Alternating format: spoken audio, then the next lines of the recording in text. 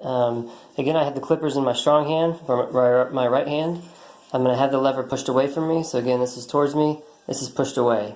I'm going to cut the hair up to the first fade line, and as you can see when I start to do it, I'm going to go in an upward motion, like so, bringing the clippers back towards me.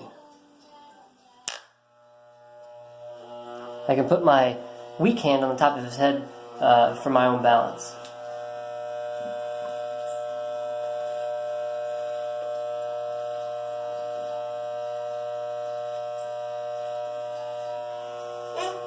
I always like to pull the ear away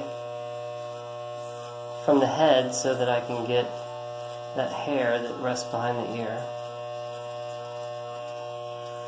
Kind of move to the back here. I'm going to start from the base of the neck and make my way up all the way to that first fade line.